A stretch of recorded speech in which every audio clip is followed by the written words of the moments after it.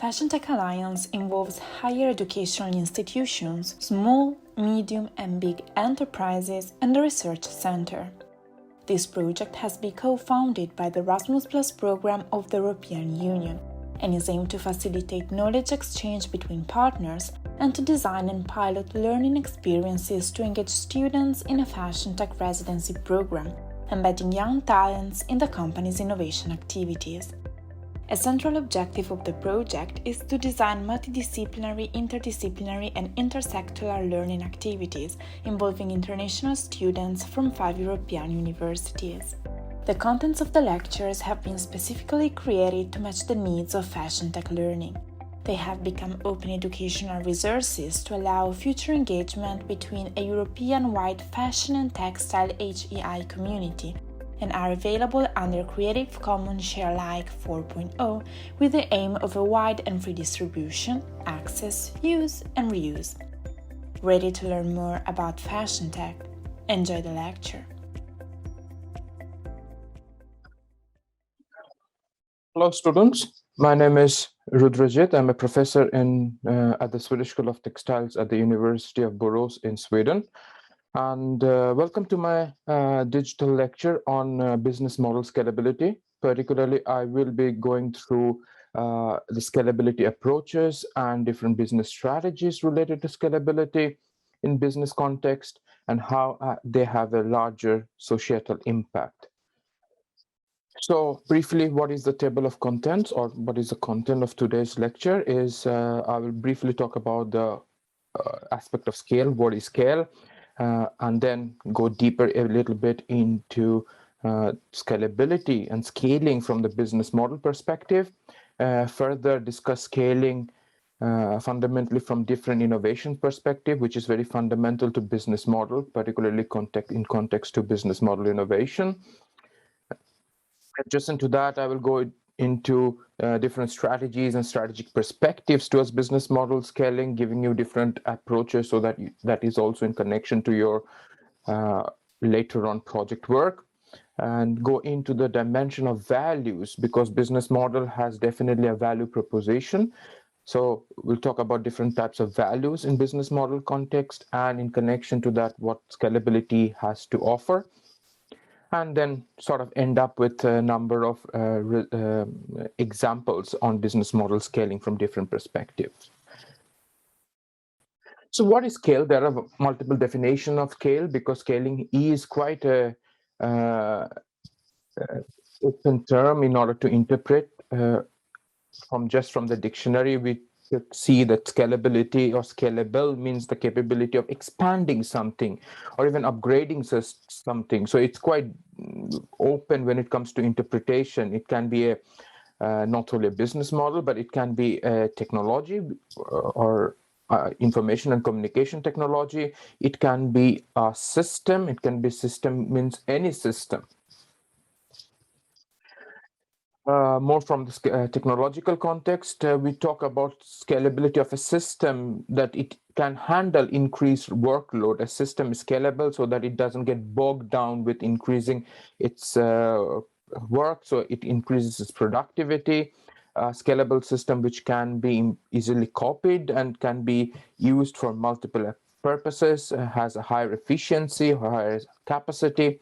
And the similar logic can be interpreted within a business model context, where we say that scalability in a business model context is how a company or an organization exercises its growth potential, how a company can grow. And particularly from the growth perspective, it often goes into the concept of economies of scale, which means that the average cost of running an operation or a process is minimized at a certain quantity, and this quantity of or volume of operation is where we attain a scalability is attained, because then the long run average cost of running an operation or running a process or running a say supply chain is the minimum. And there we say that the system or the process or the operation has gained certain degrees of scale or scalability, because that by doing so we do not sort of lead to increasing the cost of operation, but actually the unit cost of operation or production is in this context reduced if we sort of increase to a certain extent the volume of the operation. For further details, I would suggest you to go maybe just search into Wikipedia with economies of scale if you are not familiar with the term, and just look into the concept of economies of scale, which is basically a curve explaining how the average running cost changes over quantity or volume of operation. More focused within the scope of business model, scalability is in line with the third definition, what we discussed, is very much in line with how we increase revenues within a company, but at the same time without increasing the cost base, which means that the cost of running an operation, cost of running a business is not increasing per se, but sort of the revenue generation through this operation or processes is increasing. So where we end up in a sort of an economic growth model where the cost of running something is less, but the revenue or the returns in terms of economic returns out of these processes is higher. So we also interpret that into the business model context, where we say that the ability of a business model to increase the revenues, but the corresponding cost base doesn't increase. So that is when the sort of the company is in a growth status and we have attained some sort of a scalability of a certain business model.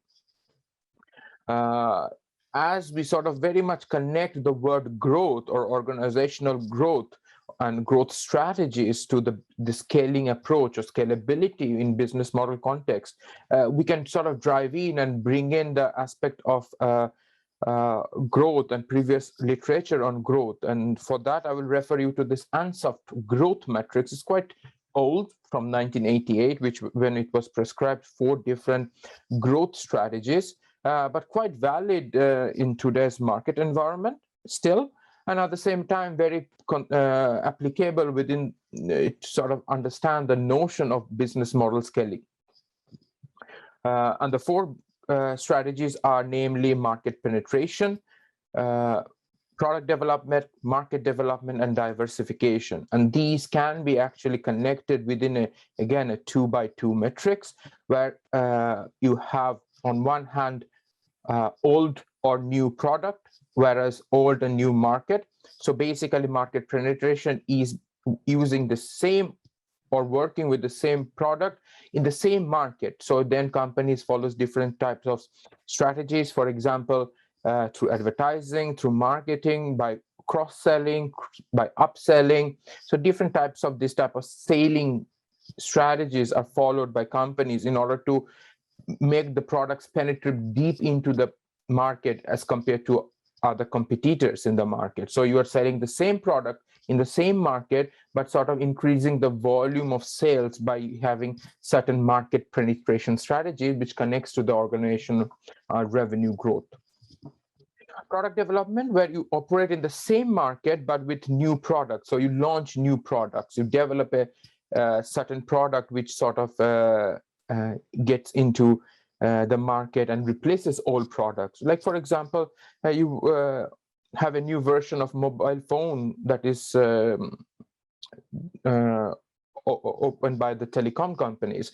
Like Samsung, more or less every year, they have a new version of S series coming up, or Apple coming up with a new Apple iPhone every 2 years, for example. So it's a new product, new incremental developments of the product in the same operating market with the same customer segment, but you sort of get in with the new product. So new product development, products entering the new sort of the old market. Market development, which is sort of working with the old product, but creating new markets for the product. Either companies operating in a particular geographical region, they expand into newer territories or newer geographical region, having sales in, say, for example, a European brand having now opening up in China or other Asian countries. So creating new markets for their growth. And diversification is basically working with new products and in new markets. So new products and new markets, so diversifying into a new market territory with new products, understanding the customer's requirements in that sense. An example, quite interesting example, would be perhaps McDonald's, where they go into different geographical regions, but also adjust their product portfolio based upon what the customer's tastes are.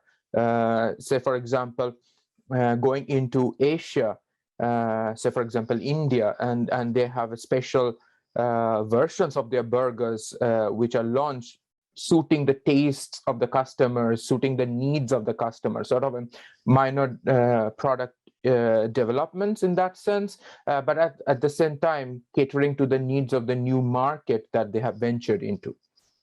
So these type of 4 growth strategies, combining new and old products and the markets, are a scope of increasing your business model scaling. So you're scaling up your business model by adding new products and adding new markets. So in the end, that sort of leads to higher growth and revenue generation.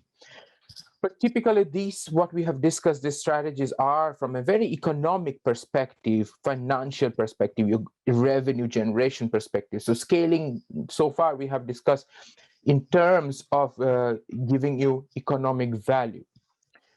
We can also depict the process of scaling, where you see in the right-hand side a model which is built upon a couple of papers, say Osterwalder and Buchan. These are there in the reference list of this lecture, so you can consult them as well. What we see here is scaling as an outcome of a process. So scaling as in terms of process-based perspective, where we start with experimentation. So now we're talking about business model innovation as a process. We start with business model experimentation. So companies starting to experiment with certain business models. This could be in a lab scale, some sort of initial customer feedback, or some sort of an experimental observations. We go into smaller experimental mode in more real life context with different types of testing. We end up with some sort of a business model prototype. Then we end up with business model pilots, more towards commercialization and market ready business models coming, still not yet commercially available, but you sort of pilot with certain idea in terms of a business plan or a business model, with some experimental work in real life situations, with a set of chosen customer, for example.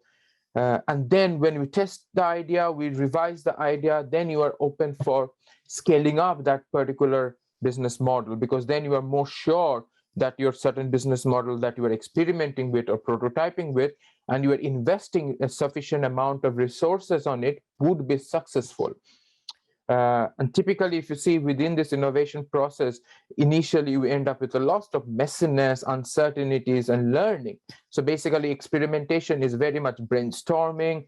A lot of ideas come into our minds, you note down them, blueprint them, but more and more as you move on from the left to the right, as you see that's towards the scaling, your ideas become more clear. You are more understanding what is the feasibility of a particular idea. So then from multiple ideas and multiple things that you are brainstormed, you come with a specific solution. So you are more clear with your business model in that scale. So scaling is an outcome of this business model experimentation process, but at the same time, as we go through this process, you end up with more likelihood that your business model will have a higher success, because you have gone through multiple rounds of testing, prototyping, etc., before you go into scaling, because that would require certain degrees of investment from your company. A little bit from the business model, how it is discussed within academic and scientific literature. As you see on the right-hand side, the demographics in terms of number of papers. If you search in scientific databases combining business model and scaling, not much. If you see from over the last decade, some increase has been there between 2018 and 2020, where we perhaps could conclude that there is a higher focus in scientific literature now on business model scaling, but not clearly on scaling per se. Perhaps one reason, of course, you can extrapolate from here is that perhaps it's not spoken as scaling. We discussed how the aspects of growth and organizational growth is quite connected to and embodied within the business model scaling per se. So it's perhaps been spoken from a growth perspective rather than really business model scaling. But acknowledgement of business model scaling and scalability we see has been increasing since 2018 also. Within this literature, most majority of the literatures, as we see, regarding nearly 40%, is discussing about scaling from two very specific angles. And one is social innovation perspective, social business model innovation, and also scaling from an information and communication technology perspective, which constitutes nearly 40% of the papers. And when it comes to different scaling strategies, also we see the two very fundamental strategies of diffusion and replication quite often referred when it comes to business model scaling. We'll go into this diffusion and replication, what they are and how we can explain them in a couple of slides later. But before that, as we sort of draw in that saying that scalability is quite often discussed within the ICT and the social innovation literature, when it comes to ICT, it's perhaps quite logical why information and communication technology sort of lays a very green field, a green space for business models to scale. Because e-business and e-commerce and with the advent of internet, we see that technology has in many ways simplified different processes. And with the simplification, this experimentation with business model has become more cost efficient and cost effective. With lesser returns, we can have and also lesser risk, I would say. We have a possibility to experiment and do lab testing and prototyping without running into the fundamental problem that we end up with a risk of investing a lot on business model experimentation, but we end up with not a very successful business model. But with advent of internet and e-business, we see that cost of experimentation with business model has subsequently reduced. Just to take the case of an internet startup, normally startups are limited in resources, but with the advent of internet and sort of e-fields or e-business, they can very quickly, with limited resources and investment, they can operate and experiment with different types of business models, like, for example, pay-per-use models. With this slight modifications, they can go into other variations of e-business, like subscription-based business models, even can run multiple types of user experiments with different types of customers to see how customers react to their different experimentations before they finalize what type of business model they would go into as a startup company. So this has become much more simpler with technological advancements, and hence ICT lays an interesting green space for business models to scale. More further, key reasons why they offer interesting context for business model innovation is that we can actually come up with new technologies which can reduce the cost of communications, news with interactability, as we mentioned, pay-per-use, pay-per-result, pay-per-subscription, different types of models could be enabled. So hence, different types of transaction mechanisms can be experimented with. And also, this also lays companies to sort of have business model changes much more quicker. As a whole, as I mentioned earlier as well, it has made businesses to experiment much more simply and with limited resource involvement.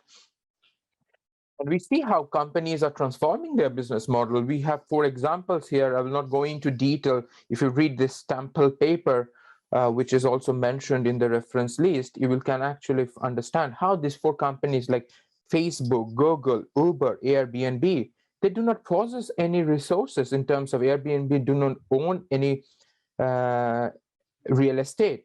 Uber doesn't own any fleet of taxi at all. Facebook doesn't own any content at all that has been produced, but they sort of manage this platform model of orchestrating and organizing these resources without really owning. So basically from ownership to sort of a service-based business model, which becomes much more easier with the advent of ICT and internet and communication technologies. So here you also see how this business model can be realized with and scalability of business models can be realized with higher technological advance, lower cost structures, higher adaptability possibilities, and so on. And that can help you to reach certain degrees of organizational growth, attend new markets, sort of lead into new consumers, and so on and so forth. So fundamentally, now if we go into a little bit into the different logics of scaling, different strategies or approaches to scaling, we mentioned that in the literature that the two aspects of diffusion and replication were very predominantly mentioned. So what is diffusion? And when it comes to business model scaling by diffusion, you can very clearly see here, this denotes a diffusion model, which means that you are expanding your current way of operation.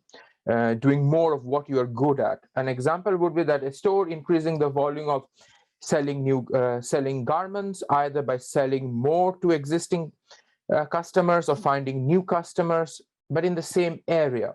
Of course, it has to increase the production in that sense, but here it has to do it efficiently in the same operations. So you're diffusing, sort of similar to the market penetration strategy that we're saying, that by increasing the volume of products that they're selling, reaching out to new customers or even old customers.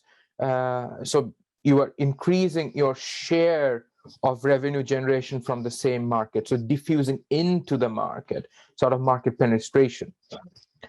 Whereas the business model replication is sort of reaching out to newer markets, as you see that replicating the business idea into newer markets here.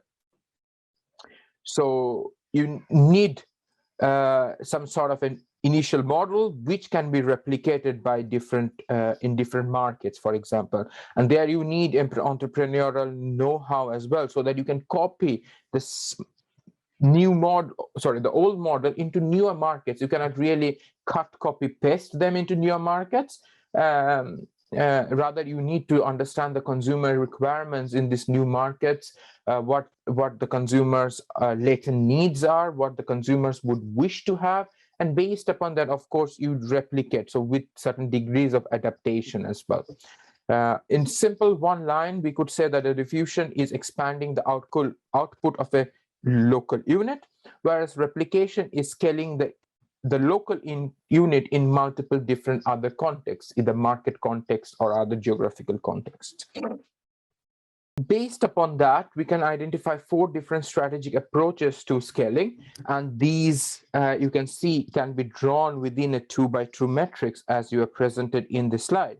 On the y-axis, which we see here, very much based upon an efficiency-based business approach, whereas a very innovative, adaptive business approach. And on the other side, the x-axis shows that whether you have a closed business model strategy versus an open business model strategy.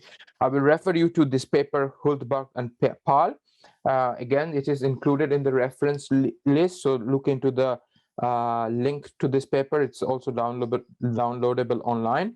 So you can read further on this model and what are the constituents of these 4 different aspects of efficiency-centered, adaptability-centered, closed business model strategy and open business model strategy. But in a nutshell, I can explain you that something what is efficiency-centered is that you're aiming for increasing productivity, increasing your way of operation, in sort of reducing the waste from the process so that you're more efficient in your of what you are doing.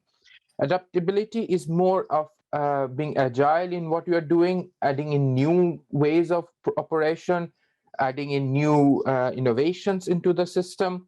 So that is based upon adaptable ways of operation, adapting to new markets. Closed business model, which means that you do not you do everything yourself within the boundaries of the firm or the organization, whereas open business model, you are sort of also collaboration, partnerships, etc. are then which means that you are exercising the business model by in collaboration with other companies as well, and sort of forming a sort of a network or even sometimes an ecosystem. And connected to that, we identify 4 different strategic approaches. One is when you have at the interface of efficiency and close base, that you do it everything yourself. A company is doing everything on its own. There you have to be very efficient in what you are doing within the boundaries of the organization, sort of very vertical in your approach. You can do it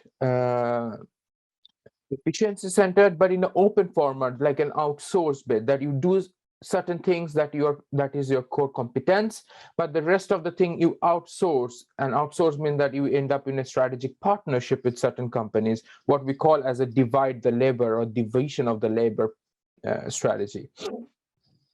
When you do a very adaptive way of operation, but in a closed business model, then you sort of understand what is going on outside, learn from others, and sort of absorb that within the boundaries of your own organization. So that we call as an absorb external ideas and opportunities, but within your organization, you'd want to do them, absorb them, and absorb them and do it yourself. Sort of that results in increasing your adaptive capacity. You need to have a high adaptive capacity within your organization.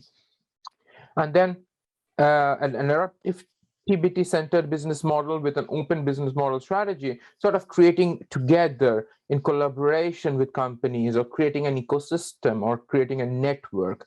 I will explain these with some examples, but before that, we can see that there are different, in order to accomplish these 4 different strategies, of course, at the same time, you have different enablers of this.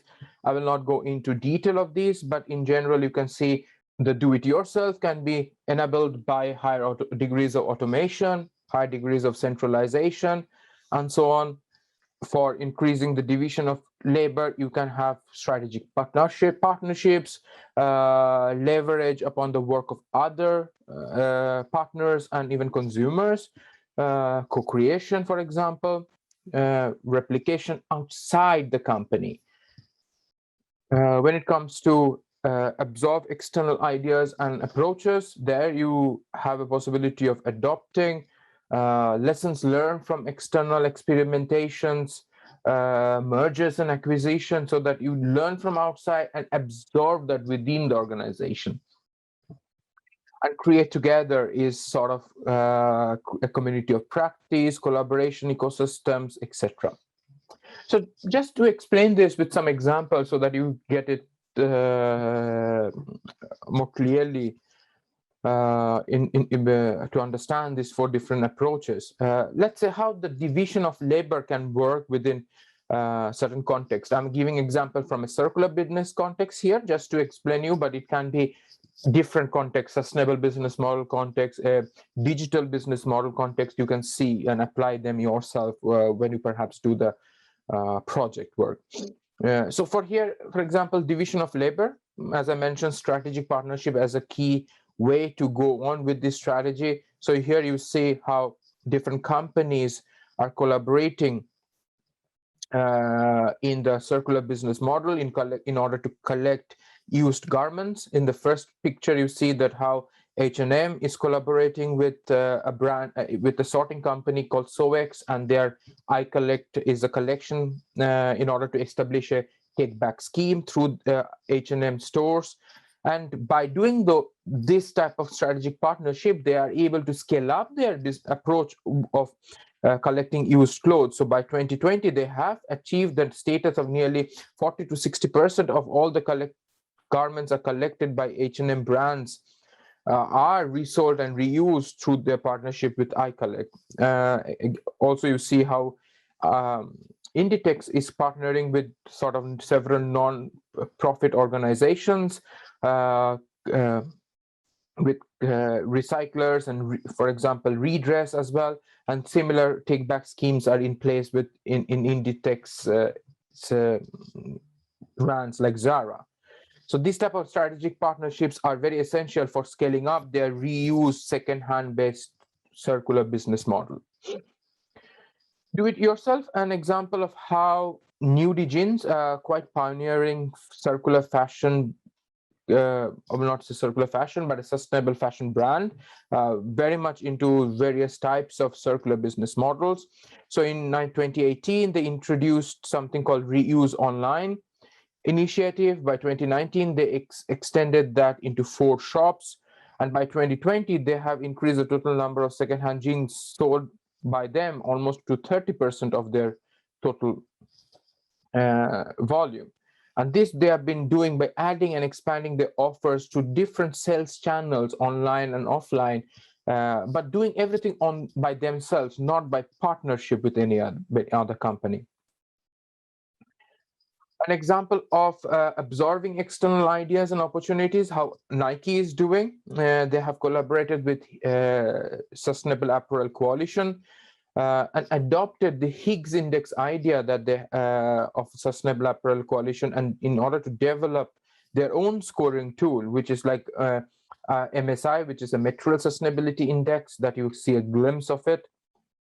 Footwear Sustainability Index, Apparel Sustainability Index. So these different footprint indices they have created for measuring the sustainability performance of all their products. So lessons learned from being a part of the Sustainable Apparel Coalition, understanding how the Higgs Index work, and sort of developing that more specifically within their organization themselves.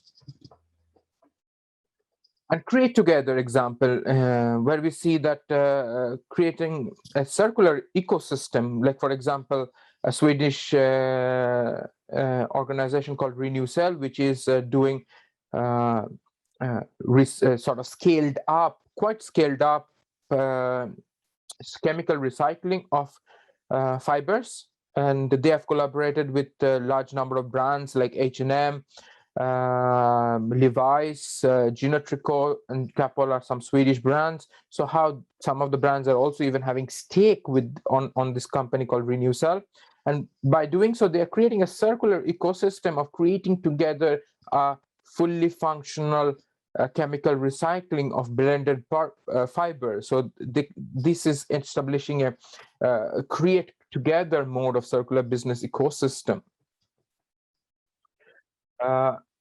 Till now, we have been discussing different aspects of strategies for scaling up circular, in general, business models. We exemplified that in circular business model context, but still, these strategies are very much spinning out from these 4 growth strategies that we discussed about the Ansoff matrix, and from there, we discussed about the scaling by diffusion, scaling by replication, a very economic perspective.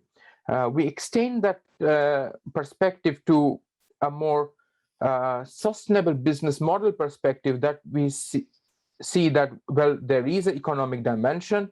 We have in a previous lecture discussed about the business model canvas totally from an economic perspective, but we replicate that again from a business model canvas from an environmental perspective, where the center of the value here is not only economic value creation, but more environmental value creation. And connection to that, we see that how the business model canvas components here changes, and these contributes towards increasing the environmental value of your business model. And in the third template, where we see is more increasing the social value of your business model. So this what we together call as a 3D or a triple layered sustainable business model canvas. We have the economic layer, we have the environmental layer, we have the social layer, and outcome or the outcomes of these three business models are value propositions from the economic perspective, from the environmental perspective, and from the social value perspective. A demonstrative example of it is presented here. I will not go into detail. You can look into this example furthermore, and also you can read about this paper of which is developing this triple layered sustainable business model canvas from the Joyce paper, which is also included as a reference material. But what is important to highlight here is that these three layers, the economic layer, the environmental layer, and the social layer, are not separate to each other. They are very connected as well. So of course, we have the components in each layer connected. So there is some sort of a horizontal convergence among all the components in each layer, which means that in order to cater a value proposition in the economic layer, you need to have a certain activities which contributes to developing those economic values, a set of resources contributing to them. You need to have partnerships. There is a cost structure and revenue mechanism. On the consumer side, we have to have a good customer relationship, certain channels or sales channels, and so on and so forth. The similar thing, we can explain that in terms of the environmental layer or the social layer, that in order to, for example, for the environmental level, if you are willing to create certain environmental value proposition, we have to think about environmentally sustainable production, choice of materials which are circular or sustainable, supplies and outsourcing so that the footprints of your supply chain are lower. And from the end of life side, we have to be thinking about the products are, say, reusable, recyclable, certain distribution mechanisms, use phase. So these all constitutes the environmental layer, and they are all interconnected. These components are very converged within each of these layers horizontally.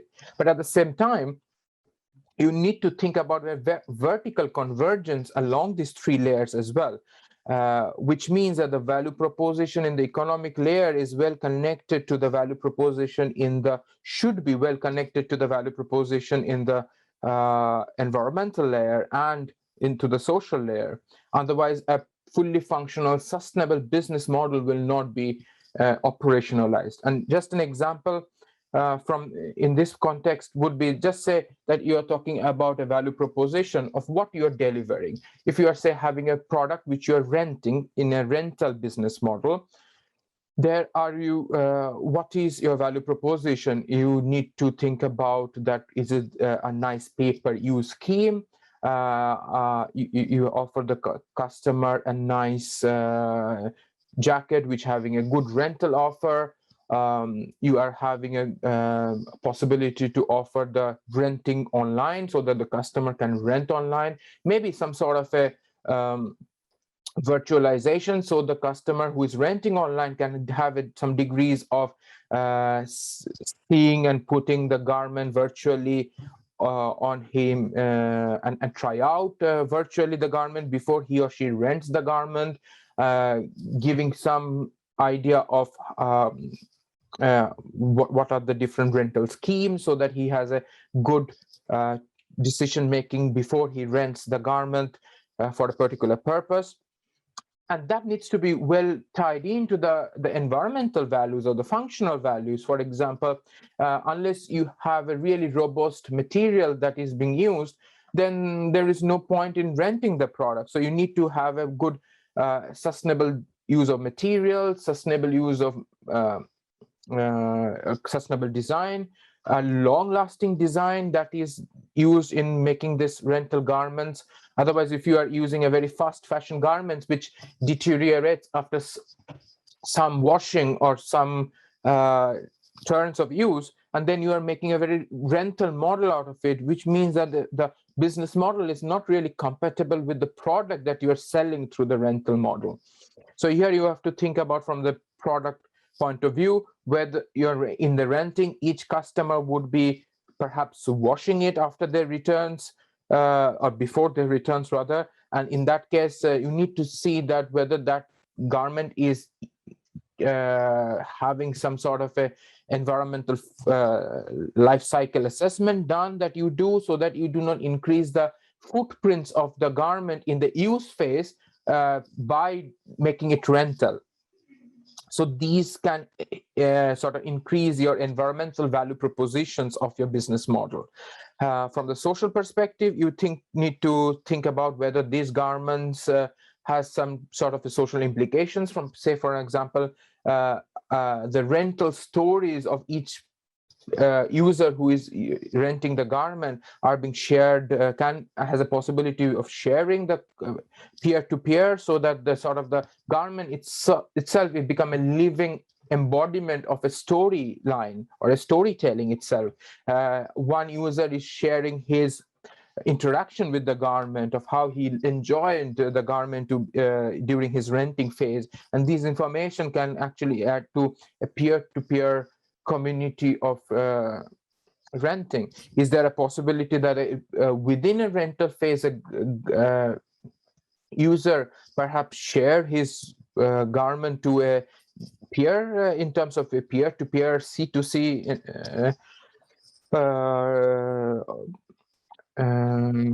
ways of collaborative consumption, perhaps in connection to the overall network of operating the circular business model?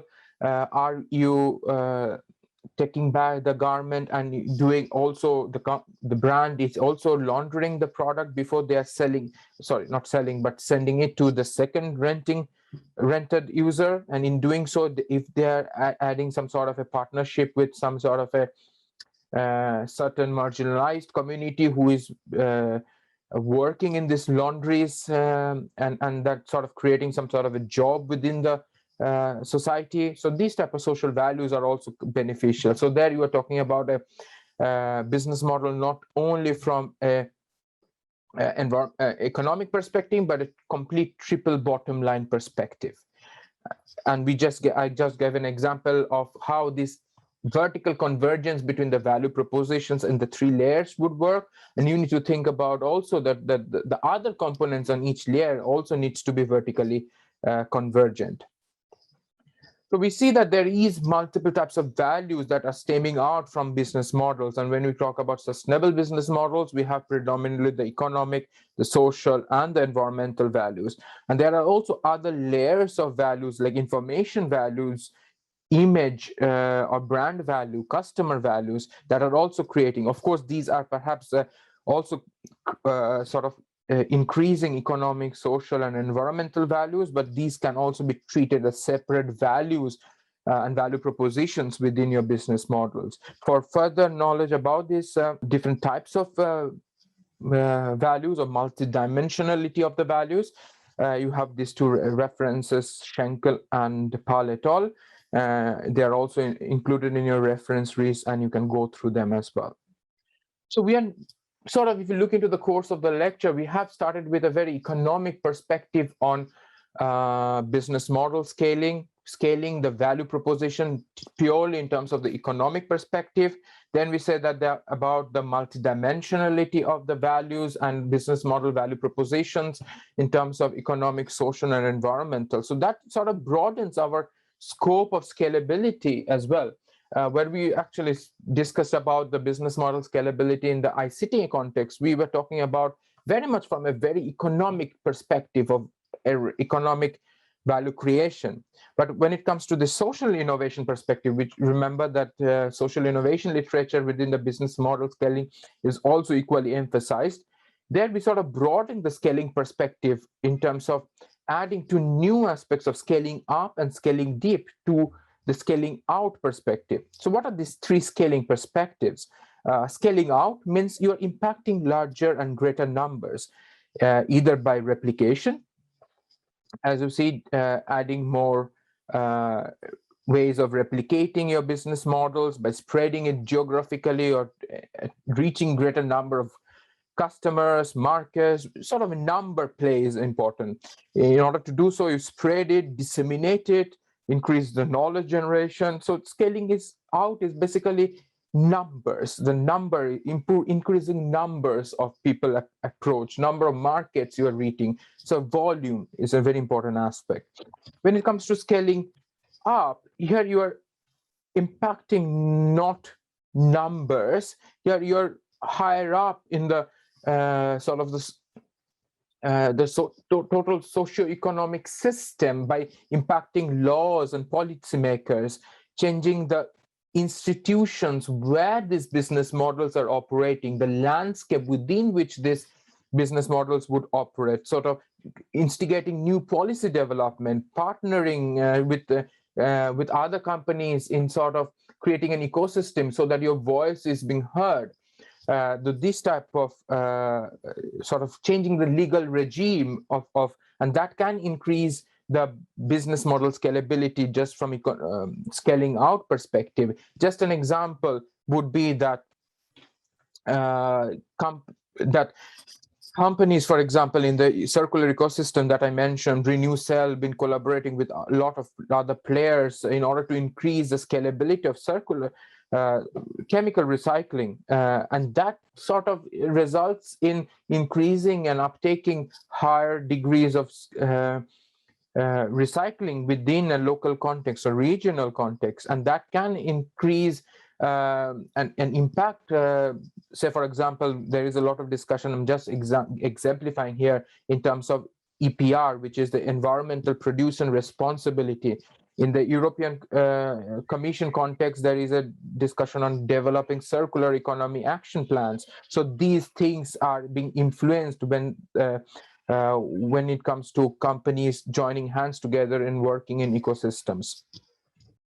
Scaling deep, which means that apart from impacting the intergovernmental organization laws and policies level, but also you're impacting cultural roots, impacting consumers, increasing consumers' awareness, either by storytelling, in consumers taking up more use of secondhand products or buying garments which are made up of recycled materials, and sort of increasing the consumer's uptake of changing the cultural roots per se. Cultural values per se. So the social innovation context, within the social innovation context, business model scalability has a higher sort of a larger definition in terms of scaling out, scaling up, scaling deep. I want to exemplify this model a little bit further with some examples. Of course, these examples are not exhaustive. Feel free to add and think about more examples when you sort of go through the presentation and yourself brainstorm, but certainly representative. For example, in the scaling out context, I see that a good example would be using technologies for large-scale efficient sorting and recycling of blended fibers.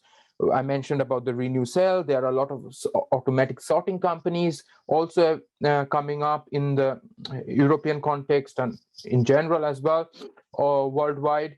And these aimed at increasing the scalability of the circular economy business models within the textile domain. When it comes to scaling up, sort of impacting laws and policies, we see that some important developments in terms of developing standards for CE marking on apparel wearables, because apparel wearables have electronic products or electronic components, and there is always a discussion that whether these garments would be marked with CE that you normally have when you have electronic products. Already these have been there in for example, in PPE products or protective garments or workwear with electronic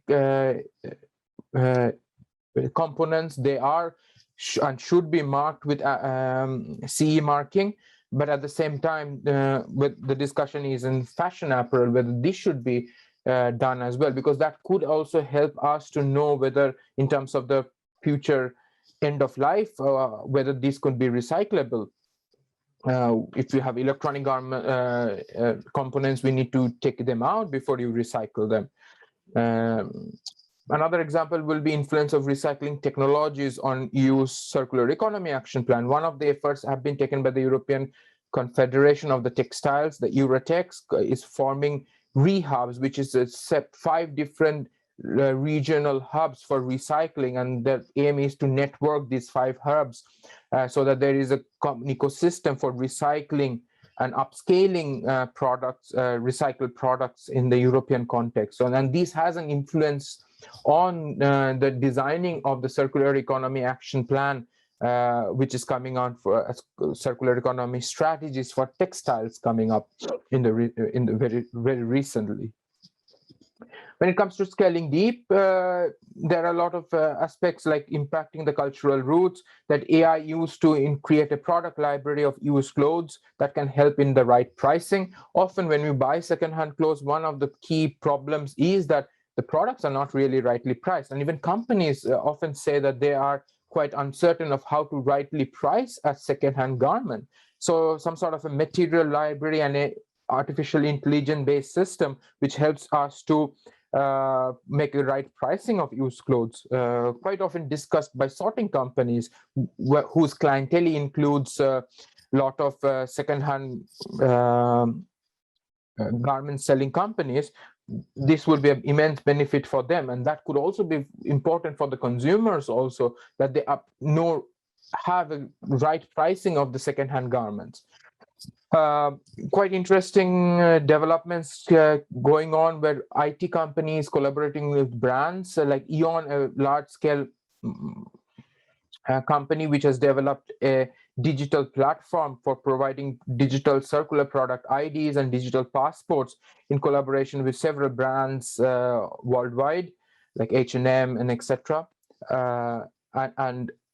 These can completely create a very traceable loop of circular products. You know what exactly the garments are, what are the components, what is the composition. In the use life, you can trace what the garments are going through, and also at the end of life, you know exactly the custom garments. At this moment, if this often based upon what is your garments are mentioned in, what is there mentioned in the labels of the garments, but often these labels are broken, or often they get ripped off from the garment when you come in the end of life or end of use phase, and then it's very difficult to understand what the garment composition's about, what are the different components of the garments. So a digital product ID can immensely benefit in the circular life of the products, and that's why IT companies are creating this type of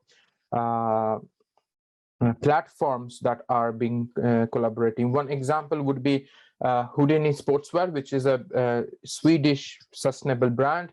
They again collaborated with this company called Eon, and they have collaborated with the zipper company called YKK, and they have a sort of a digital tag in the zipper of the garment or the sports jacket, and that creates a completely traceable digitalized product ID for the garment, which helps immensely within the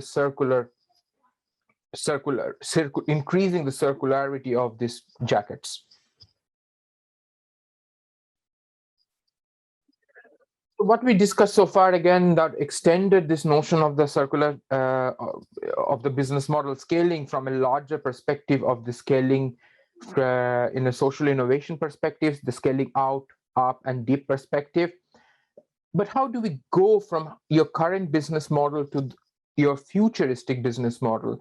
Your current business model where you're creating values as it is, what you're capturing as it is, to what you aim for, what are the new value opportunities from this changing context or changing regime. A value mapping tool is a very interesting tool that has been developed in the University of Cambridge. You see it on both left and the right. The right one shows the step-by-step process, whereas the tool itself is presented in the left-hand side, where we sort of move from what are the current value captured in your current business model, and also brainstorm of what are the current values uncaptured or even destroyed or even missed within your existing ways of operation, within your existing business model. And from there, identify what are the new value opportunities that you would like to create in order to capture latent values within your business ecosystem, what you want that your customers, you think that the customers would need, but you currently do not create within your business, or even what you think that would add higher value within a certain context, a circular ecosystem context. I will refer you to further read about this model, which you will be quite handy for doing your project work as well. So read it from these two references that I have provided, Bookton and Young, so you can familiarize yourself with the value mapping tool. That brings to the end of the lecture. So there are certain supplementary reading and additional reading. So you can explore these two links on scaling from two different links that I have provided, and a few supplementary readings that I've also provided. Apart from that, there is a comprehensive reading documentation that is also uploaded in connection to this lecture. So I would like you to go through them as well. So I hope you enjoyed your lecture, and I hope that you have understood quite a lot about this business model scalability, and you will be able to use a lot of information that you gathered in this lecture in the challenge-based project work. So thank you and have a good day.